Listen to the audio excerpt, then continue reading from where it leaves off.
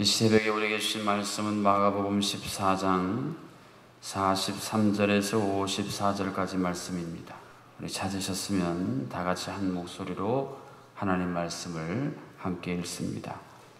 예수께서 말씀하실 때 곧 12 중에 하나인 유다가 왔는데 대제사장들과 서기관들과 장로들에게서 파송된 무리가 검과 뭉치를 가지고 그와 함께 하였더라.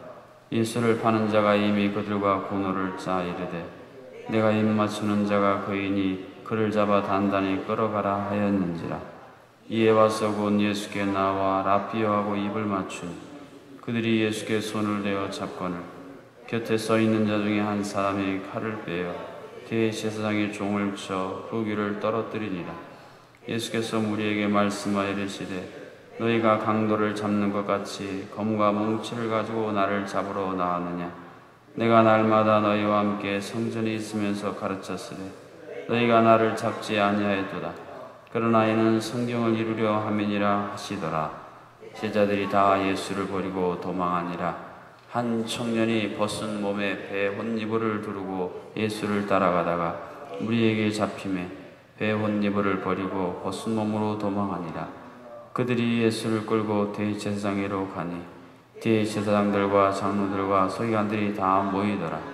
베드로가 예수를 멀찍이 따라 대제사장의 집들 안까지 들어가서 아랫 사람들과 함께 앉아 불을 쬐더라. 아멘.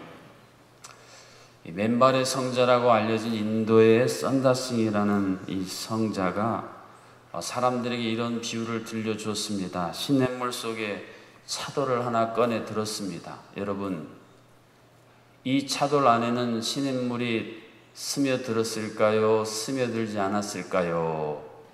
스며들었습니까? 스며 안 들었습니까? 안 왔지요. 그래서 그 돌을 착 깼더니 그 안에는 시냇물이 전혀 스며들지 않은 상태였습니다. 우리들이 예수님을 믿는다는 게 이럴 수가 있습니다. 그런 비유였습니다.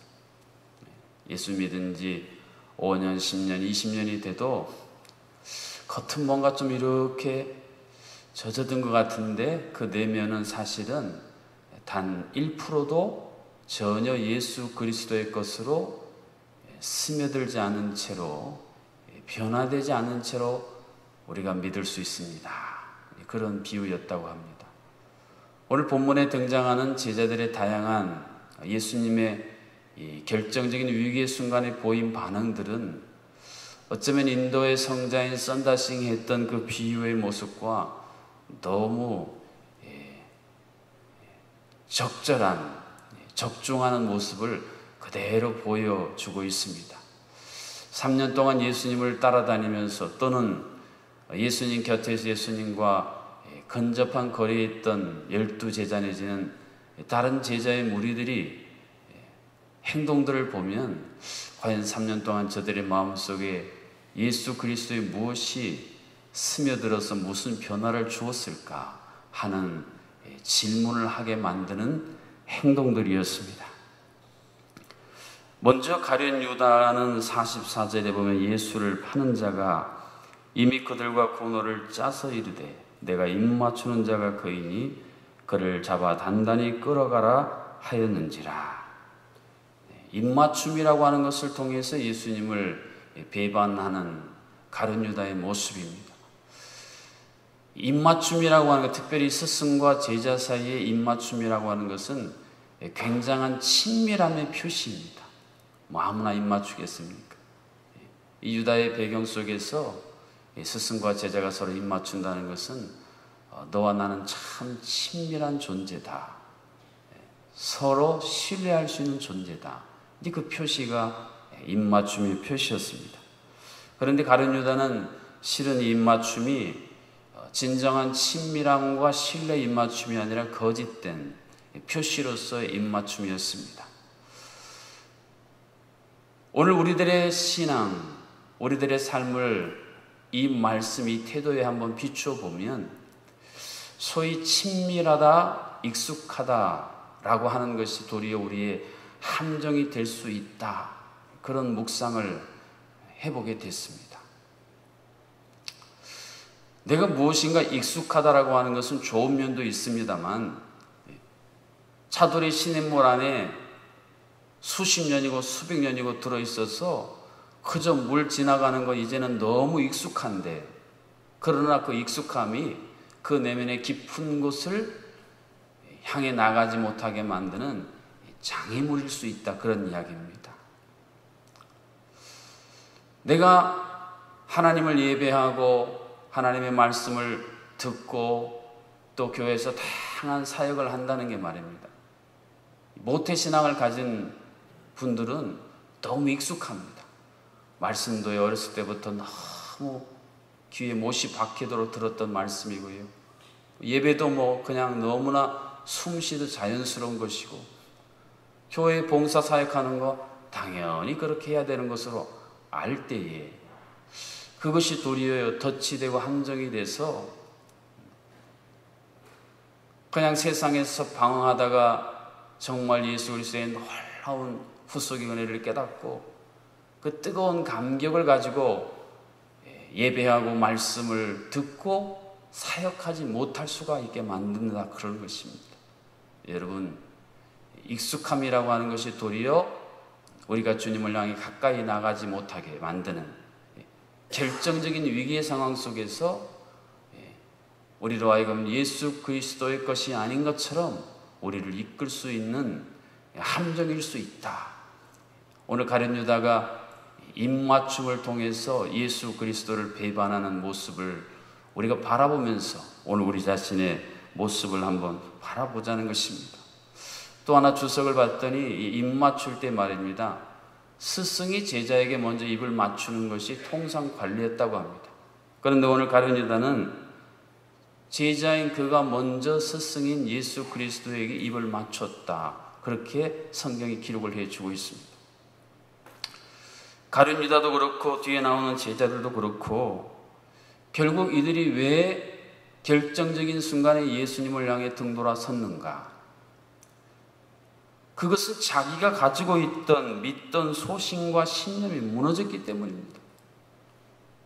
예수 그리스도는 정치적인 메시아로 로마의 모든 군대를 다 물리치고 이스라엘의 독립과 해방을 줄 정치적 메시아로 믿었는데, 그런 소신과 신념을 가지고 따랐는데 그렇지 않은 모습을 예수님이 보이시자 결국 예수 그리스도의 뜻, 예수 그리스도의 그 중요한 인류 구원을 위한 그 구속의 계획, 그것의 정면으로 도전하는 모습을 보였다, 그런 말씀입니다. 또한 제자의 모습이 51절 52절에 나옵니다. 한 청년이 벗은 몸에 배에 혼이불을 두르고 예수를 따라가다가 무리에게 잡힘에 배에 혼이불을 버리고 벗은 몸으로 도망하니라. 여기서 한 청년이라고 기록된 청년이 누구인가에 대한 다양한 이야기가 있는데, 많은 학자들이 이 마가복음을 기록한 마가다, 그렇게 이야기를 합니다. 마가는 비교적 부유한 환경 가운데 있었습니다. 나중에 마가 다락방에 120명의 성도들이 모여서 성령에 충만했던, 여러분 120명 정도가 모일 정도의 공간이 있을 정도면 굉장히 그 당시에 큰 부자였습니다. 이 전에 내려오는 기독교 전설에 따르면 이 마가가 부자였기 때문에 잠을 잘 때에 배혼잎을, 세마포라는 비싼 배혼잎을 이렇게 두르고 잠을 청하고 있는데 갑자기 무리들이 들이닥쳤습니다. 예수님이 늘 그 집에 자주 계셨기 때문에 예수님이 이곳에 계신가 하고 들이닥쳤는데 없어서 나가게 되니까 이 마가가 궁금해진 겁니다. 예수님 어떻게 될까? 그래서 그냥 자던 채로 배혼잎을 두르고 이제 갔다가 예수님 잡히는 걸 보고 도망가는, 너무 황급해서 배혼잎을 그냥 버리고 알몸으로 도망가게 됐다, 그런 기독교의 전설이 내려온다고 합니다.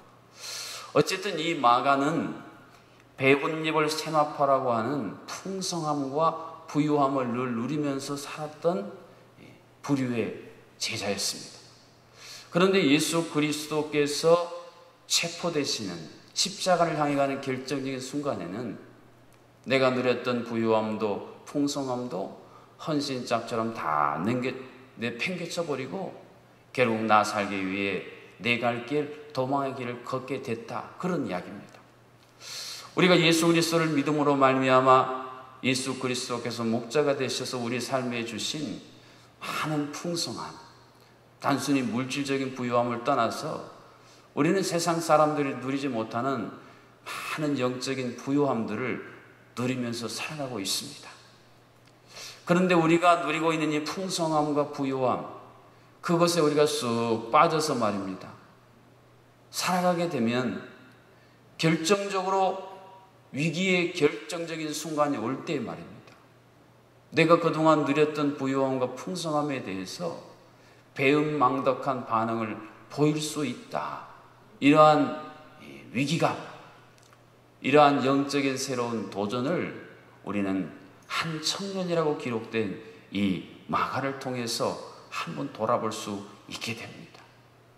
시련과 환난이 닥칠 때 말입니다. 그것을 꿋꿋이 이겨내고 견뎌내는 신앙이 내리는 반면에 그전에는 참 잘 믿는 것 같고 열심인 것 같은데 갑자기 가정이나 자신이나 어떤 관계 속에 시련과 환난이 다가오면요, 내가 언제 그랬냐는 듯이 하루아침에 주님을 떠나는 분들 우리들 주변에 얼마나 많이 보게 됩니까? 내가 그동안 예수 그리스도의 식탁 안에서 먹고 마셨던 것들은 도대체 무슨 의미가 있는 건지, 예수 그리스도를 위해서라면 내 심장까지도 내어줄 것처럼 그렇게 고백했던 그들의 고백이 도대체 무슨 의미가 있는 건지 깊은 자성과 회의를 갖게 하는 일들이 점점 많아지는 시대에 살고 있습니다. 오늘 예수 그리스도로 말미암아 내가 누리는 풍성한 부유함, 영적인 다양한 혜택들, 그러나 여러분 그게 본질은 아니라는 것입니다. 그것은 마치요 큰 차가 바닷가 주변을 바다 모래 위를 쫙 달리면 나는 바퀴 자국에 불과한 것입니다. 근데 오늘날 많은 분들이요 그 모래 위를 지나는 차는 별로 관심이 없고요 그 바퀴 자국만을 쫓아다니면서 그것이 전부인 것처럼 살기 때문에 결정적으로 중요한 순간에는 그 모든 것들이 내게 아무 의미가 없는, 마치요 아무리 짙은 자국이 있어도 바닷물이 한번 쓱 오면요 다 아무것도 아닌 게 돼버리는 것 같은 현상들이 일어나더라는 것입니다. 마지막으로 오늘 본문 우리가 함께 읽은 마지막 절 54절에 보면 베드로가 예수를 멀찍이 따라 대제사장의 집들 안까지 들어가서 아랫사람들과 함께 앉아 풀을 쬐더라 그랬습니다. 여러분 성경에 보면 베드로는 항상 예수님과 밀착된 곳에 있었습니다. 심지어는 예수님 무리를 걸어오실 때요 쪼벅쪼벅 걸어가서 예수님 곁에 함께 예수님과 다시 배에 올랐던 늘 예수님 곁에 있었습니다. 그런데 오늘 본문은 베드로가 예수님을 멀찍이 따랐다라는 그동안의 모습과는 정반대의 모습을 우리에게 그려주고 있습니다. 멀찍이에서 도대체 이 사태가 어떻게 될 것인가, 우리 식으로 말하면 이제 강 건너 불 구경하는 모습으로 전락해버린 베드로의 모습입니다. 사랑하는 성도 여러분, 오늘 우리가 이 시대의 기독교 교회의 위기를 말할 때에 그 중요한 이유 중에 하나는 우리의 믿음의 선배들은 교회의 일, 주님의 일 하면 내일처럼, 아니 내일보다 더 우선순위로 가장 최고의 가치를 두고 교회를 섬겼고 그렇게 사역을 했습니다. 그런데 점점점 그 우선순위가 밀려서요 이제는 소위 익명의 그리스도인이라고 하는, 사실은 나와는 별로 상관이 없는 그냥 강 건너 불구경하는 식으로 교회를 바라보고 교회를 바라보는 그런 사람들이 점점 많아지고 있습니다. 도가 넘어서서야 아예 가난한 교인이라고 하면서요 이제는 완전히 그냥 저 이방인처럼 되어버린, 그저 인구조사에 종교 표시하면 기독교 이 표시 정도 해주는 것으로 내가 기독교인이 된 줄로 아는 사람들이 우리 주변에 점점 많아지니까 이것이 교회의 건강도를 악화시키고 교회를 위기에 빠뜨리게 하고 있습니다. 사랑하는 성도 여러분, 어떻습니까? 작년에 비해 올해는 여러분 예수님과의 거리를 한번 따져보면 예수님께 더 가까이 바짝 붙어서 그분 곁에 다가가셨습니까? 아니면 베드로처럼 작년보다 더 멀리서 예수님을 그저 멀리서 바라보는, 가까이 하기엔 너무 먼 당신 같은 분으로 예수님을 따르고 계십니다. 베드로, 마가, 이들은 훗날 교회의 기둥 같은 존재들로 사실은 변화된 채로 우리에게 알려져 있습니다. 그러면 왜 훗날 그렇게 놀라운 변화되어 능력을 나타낼 이 소중한 초대교회의 기둥 같은 이분들이 결정적으로 예수님의 위기의 상황 속에서는 제대로 반응을 못했을까요? 그 중요한 이유 가운데 하나는 예수님이 공생의 사역 중에서 하셨던 예수님의 말씀을 그들이 온전하게 제대로 깨닫고 이해하지 못했기 때문입니다. 예수님의 십자가의 죽음도 그랬고요. 내가 너희보다 먼저 살아나서 갈릴리로 가리라. 이게 도대체 무슨 말씀을 하시는지 감조차 제대로 잡지 못한 상황이었기 때문이라는 것입니다. 그러나 오순절 마가다락방에 성령이 임하시고 부활하신 예수 그리스도께서 그들에게 생기를 불어넣어 주시고 엠마오로 가는 두 제자들에게는 친히 나타나셔서 말씀하실 때에, 말씀을 풀어 알려주실 때에 그들의 마음이 뜨거워졌어. 예수님이 하셨던 말씀이 이 뜻이구나. 예수님이 하셨던 말씀이 바로 이것이구나.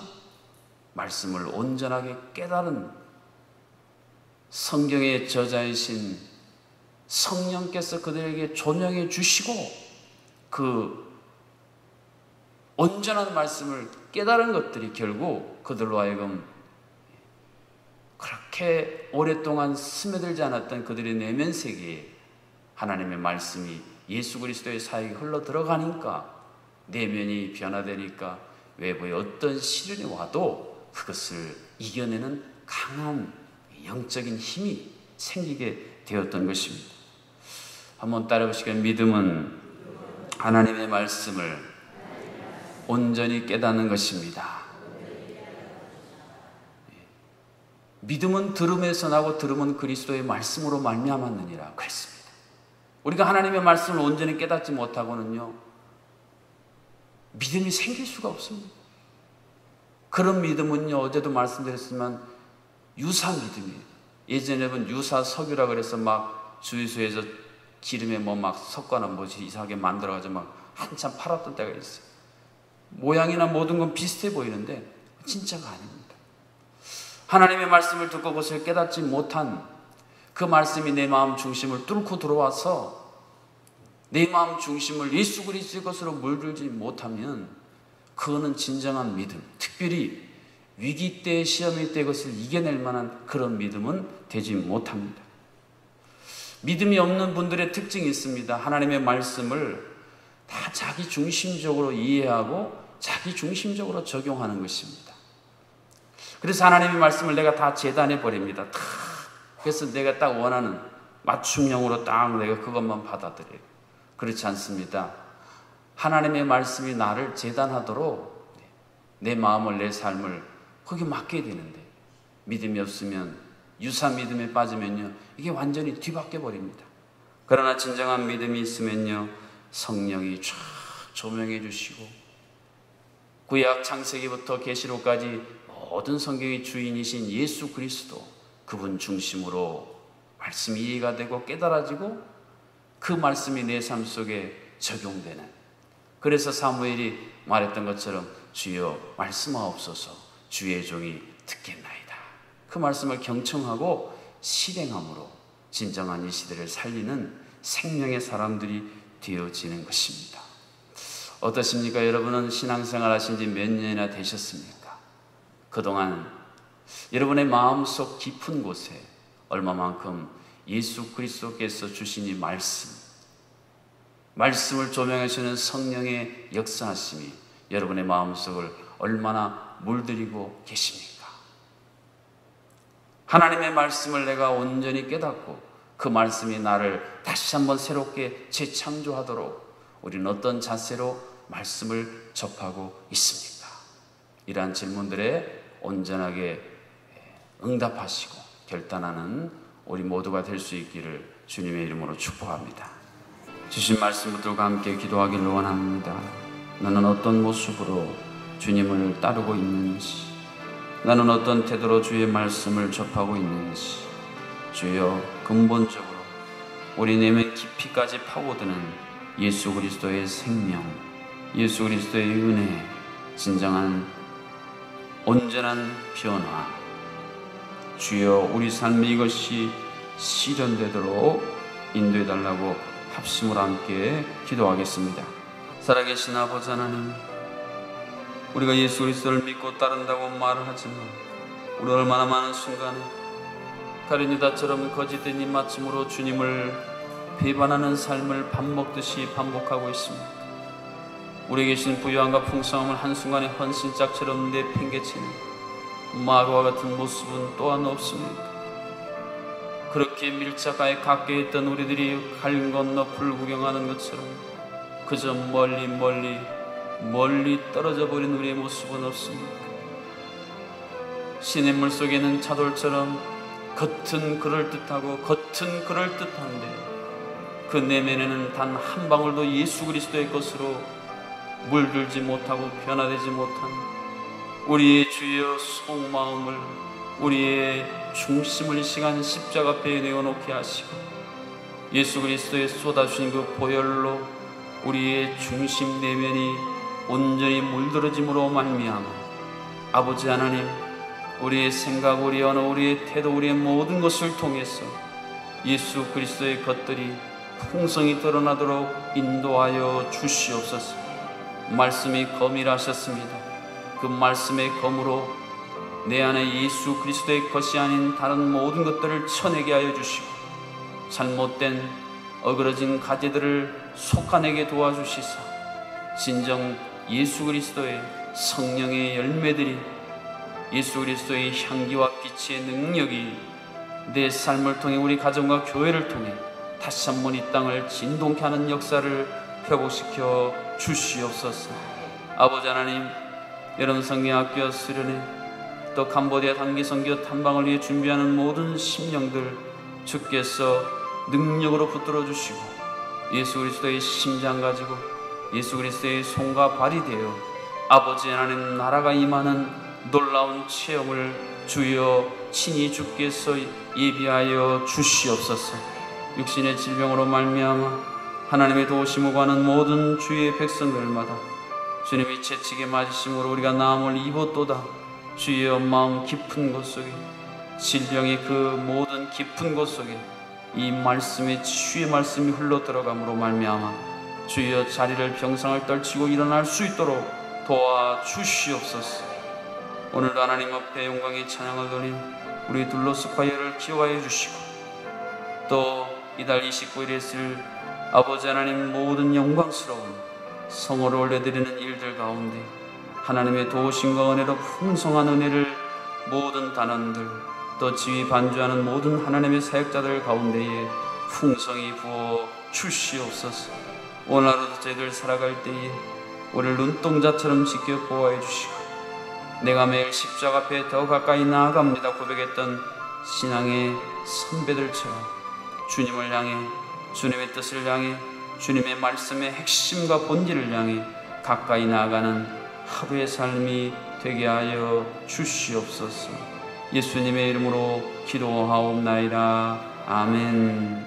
이제는 우리를 위해 이 땅에 오셔서 말씀이 육신이 되시사 진정 손에 잡을 만한 눈으로 보고 귀로 듣고 우리 마음으로 느낄 수 있는 말씀이 되어 우리 가운데 오신 주 예수 그리스도의 은혜와 말씀으로 천지를 창조하시고 말씀으로 또한 우리를 새롭게 창조하여 주실 하나님 아버지의 크신 사랑하심 온전히 생기가 되시사 우리 가운데 불어넣어 주심으로 우리를 하나님의 성전으로 변화시켜 주심 우리 내면 깊은 곳 속에 주여 죽은 행실에서 살아계신 하나님을 섬기게 하실 성령 하나님의 교통하심, 오늘 새벽에 모든 성도님들 가운데, 오늘 하루 우리의 삶 가운데 이제로부터 영원토록 함께하여 주시기를 간절히 축원하옵나이다.